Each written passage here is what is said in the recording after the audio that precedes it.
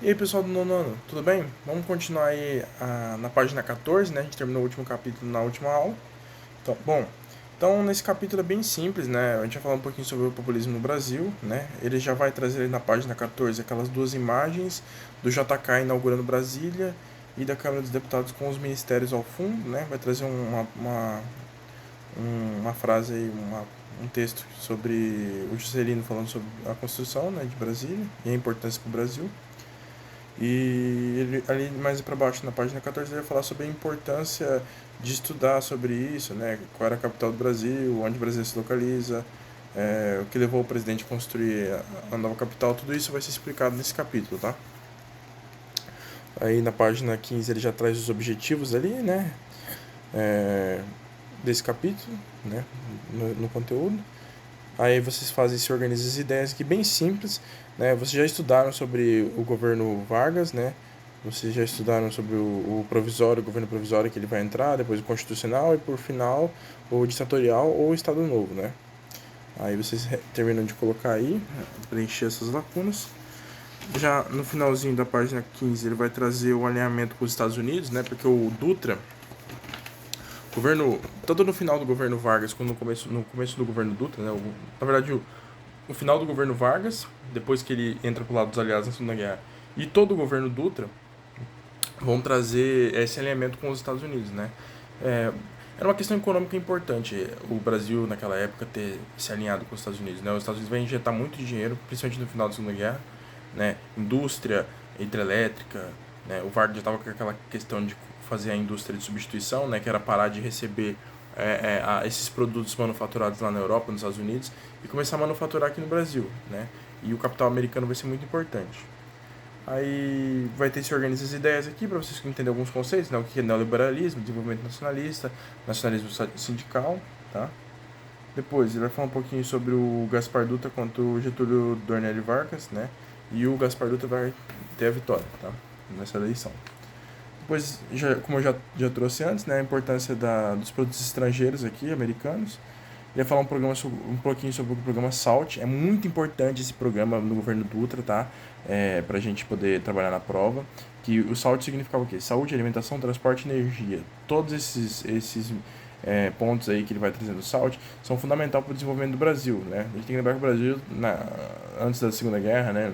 Ali na década de 50, 40, o Brasil estava começando a querer sair de uma economia agrária para entrar numa economia industrial, tá? E ele vai falar que o governo Vargas vai criar a Petrobras, várias indústrias, né? Então vai trazer um pouquinho sobre a industrialização no Brasil e a relação do governo Vargas com o governo Dutra, tá? Aí na página 18 ele vai falar um pouco sobre a UDN, né, a União Democrática do Brasil, que embora o Vargas vai trazer aquela questão do pai dos pobres, ele era pai dos pobres, né? Mas ao mesmo tempo o cara era pai dos ricos, né? Ele vai ajudar o pessoal ali, criando sindicatos, vários direitos trabalhistas, muitas questões importantes, mas ao mesmo tempo ele vai, como a gente tinha estudado na outra página, ele vai ajudar muitas indústrias também, tá? Ajudar os empresários. Aí, chegando mais pra frente, eu falo sobre a questão do salário mínimo, né? Aumento do salário mínimo ali. Política voltada às massas, né? Difusão do socialismo. A gente tem que entender uma certa diferença também do Getúlio Vargas nesse momento. O Getúlio Vargas, na década de 40, era um Getúlio Vargas que era fechado com ideias fascistas, né? O trabalhismo, o próprio trabalhismo, essa questão de salário mínimo, quem criou foi Benito Mussolini, fascista, tá? E o Getúlio Vargas que chega ali depois do governo Gaspar Dutra, já é um Getúlio Vargas muito mais socialista, um Getúlio Vargas muito mais voltado para aquela questão que ele começou no primeiro governo dele, né, no governo ditatorial, no governo provisório, mas agora está muito mais forte que a questão social, né? É um governo muito mais social. Lógico, ele não vai entrar para o bloco socialista, mas ele já vai fazer algumas mudanças na sociedade brasileira de cunho social, tá? Vai falar um pouquinho sobre o Carlos Lacerda, né, o opositor de Getúlio Vargas, né, importante figura no suicídio dele, tá? Vai fazer, igual ele tá explicando lá toda essa questão dos meandros políticos lá que vai ocasionar no suicídio de Vargas para não permitir que o golpe acontecesse. E aí na página 19 vai trazer essa interpretação de documento aí muito importante para a gente também fechar, né, essa questão sobre ele está falando ali o contexto da época, né? E essa carta aqui vai ser o testamento de Getúlio Vargas, né? Muito importante para entender esse finalzinho aí da, do governo Vargas, principalmente depois do suicídio dele. Depois disso já vem o governo JK, né? Igual a gente tinha colocado, a questão de construir Brasília, o plano de metas que tinha o objetivo priorizar saúde, educação e indústria de base, né? O Vargas começou a industrialização, o Gaspar Dutra ajudou os americanos a manter o investimento de capital aqui, e o JK vai trazer essa questão mais nacionalista no desenvolvimento do país, ao mesmo tempo o desenvolvimento industrial com o social, de mãos dadas, né? E depois ele vai falar um pouquinho ali sobre essa questão do cotidiano, ali, falando sobre supermercados, o material dos donos de armazém, né? Aí na página 21 vai terminar o texto e vocês fazem essas 3 questões também, tá? E ali embaixo tem uma reflexão para vocês fazerem sobre a população como ela vivia na década de 50, tá? Aí na página 22, gente, é um conteúdo bem tranquilo de se trabalhar esse aqui, tá? Bem de boa. Aí na página 22 ele vai trazer a construção de Brasília, falando um pouco sobre o tanto de trabalhadores que foi para lá. Foi uma construção muito árdua, morreram muitas pessoas nesse processo. Inclusive, há um tempo atrás tinha saído uma notícia que eles encontraram uma ossada de trabalhadores que construíram Brasília em alguma reforma que eles estavam fazendo, acho que no Ministério do Trabalho. O Ministério estava fazendo uma reforma e eles encontraram essa ossada lá, tá? Essa imagem mostra pessoas chegando para trabalhar em Brasília, né? Desembarcando na região de Brasília. Vai falar que esse empreendimento aqui custou muito ao Brasil, né? O Brasil precisou de investir muito dinheiro de estrangeiros aqui para poder construir Brasília. Isso vai aumentar ainda mais a dívida externa, né? A dívida externa começa quando o Brasil consegue a independência, aumenta no Império com as guerras e depois aumenta nessa parte aqui pela construção de Brasília, né? Então a dívida brasileira sempre vai crescendo. Falar um pouquinho sobre a FMI, né? Que o Brasil precisou pedir um empréstimo à FMI. E o governo Juscelino Kubitschek foi marcado pela estabilidade política. Só que ele vai deixar uma herança Brasília, mas também uma herança de dívida, né? Então, por um lado, ele foi muito bom essa construção de Brasília, né? Ele vai deixar esse legado, mas uma coisa que ninguém fala é as dívidas que ele deixou, né? Com essas construções. A página 23 vai falar um pouquinho sobre a Carmen Miranda, né? Década de 50 vai ser a introdução da cultura brasileira nessa cultura globalizada, né, principalmente americana. Aí na Organiza as Ideias ele vai colocar para vocês fazerem essa assimilação ali dos anos, né, com os governantes, né, 46, 51, 54, 56, 61, 61 e 64, né. Tá? Aí na 2 ele vai ter uma questão para vocês preencherem também no caderno de vocês, fazer uma leitura e assimilar esse textinho. Aí na página 24, o governo Jânio Quadros e João Goulart. Bom, esse aqui é muito legal, porque o Jânio Quadros, ele era campo-grandense, se vocês não sabem, né? Ele era aqui na época era Mato Grosso, né? Mas era nascido em Campo Grande. E ele foi um político muito importante, um cara muito estudioso, né? Um professor de geografia muito inteligente, um político que sabia falar muito bem, o cara tinha total controle da dialética, né? Só que o problema desse cara é que a população gostava dele, mas ele foi um bom prefeito, foi bom governador, foi prefeito de São Paulo, foi prefeito de outras cidades, ele foi um político muito bom.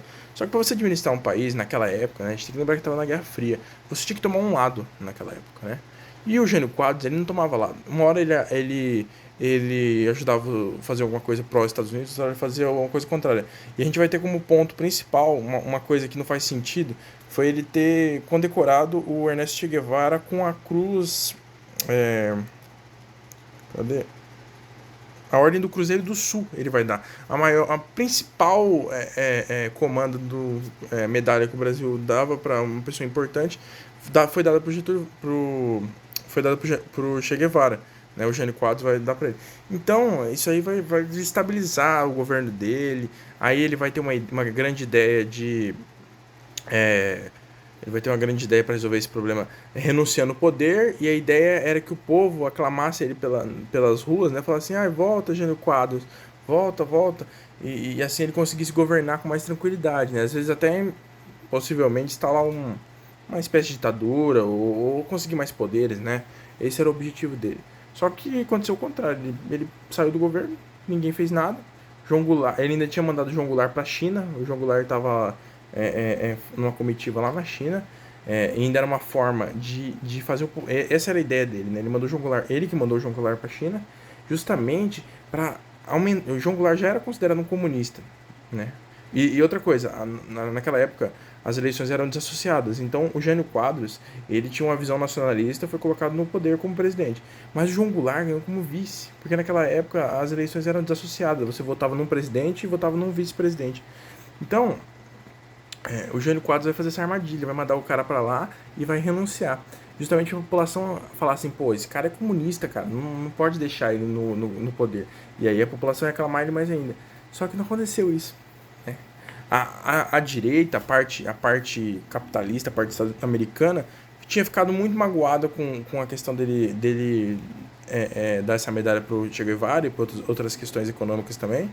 E não vão querer que ele volte, né? Aí e a parte da esquerda vai com certeza apoiar o João Goulart, né? Desde a época da época do Vargas, o Brasil não corria uma chance tão grande, né, para a esquerda de políticas de esquerda ser assumidas em tão grande, amplo aspecto no governo. Então, desde 1930, eles nunca vão ter essa oportunidade igual estão tendo agora. Então, eles vão apoiar o governo. Então, nenhum dos dois lados faz o que o Jânio Quadros queria. E o João Goulart acaba assumindo. A gente tem que lembrar que o João Goulart ele tinha um posicionamento bem pró-esquerda, né? O cara queria fazer reforma agrária, né? O cara queria nacionalizar vários setores da sociedade, né, econômica. Então, são medidas bastante, né, para a época socialistas, né? Então, o João Goulart vai ficar bastante desacreditado quando ele começar a entrar, assumir, tomar posse e começar a querer implantar essas coisas, né? E por isso a gente já vira ali na página 25 e vai falar um pouquinho sobre os planos que ele tinha, né? O plano trienal, com o objetivo de contornar a crise e retornar ao crescimento econômico, implantação das reformas de base, né? Essas reformas aí que tinham esse cunho socialista. E ele vai criar duas grandes correntes, né? O apoio ao presidente, né? Que é o movimento camponês, o movimento dos estudantes, sindicatos, simpatizantes da esquerda, e a grande oposição, parte dos militares, classe média e setores conservadores da igreja, né? Então a sociedade vai ficar dividida, igual eu falei para vocês. E o João Goulart vai tentar implantar essas medidas socialistas dele, né? Aí na página 26, ele vai mostrar um pouquinho sobre a questão indígena e negra durante o populismo, né? Na era Vargas, a posição do governo era assimilar e pacificar os indígenas, né? Durante o governo... vai falar um pouquinho sobre a questão do Xingu, né? No Mato Grosso. Durante o governo do Jânio Quadros, ele vai criar essa reserva ali, né? Integração, uma forma de integrar gradualmente essa sociedade, né? Nessa criação dessa reserva. Mais para frente, um pouquinho sobre a população negra, né? Que após as transformações ocorridas no século XIX, com a abolição e estabelecimento da República, continuou de forma precária, sem a ajuda do Estado, né? Em 1953 foi criado por João Cabral Alves em Porto Alegre a União dos Homens de Cor, né? Conhecido como UHC, com o objetivo principal de elevar economicamente e intelectualmente as pessoas negras, né, no território nacional, a fim de apoiarem elas a se associarem ao país, né. Então, coisas muito importantes que vão acontecer nessa época, né. Aí mais pra frente vai falar sobre o teatro experimental negro também, bem importante. E o movimento negro de uma forma geral ali, em 45, 46 e na década de 50, tá? Aí vai ter todos esses avanços até o regime militar, ele vai trazer bem no finalzinho ali, em meados da década de 60, tá? E no finalzinho ali ele vai trazer essa hora do estudo aí com essa questão do Enem, bem importante para assimilar de novo as questões que a gente trabalhou sobre o Getúlio Vargas, sobre o Dutra, tá? E para fechar, essas questões da página 28 para ser realizadas aí, para assimilar tudo isso e fechar também todo esse conteúdo, porque o próximo capítulo é a ditadura militar, tá? Então, muito obrigado, pessoal. Faça essas questões aí. Qualquer dúvida vocês podem procurar na página, tá? Certinho, pessoal? Muito obrigado, hein?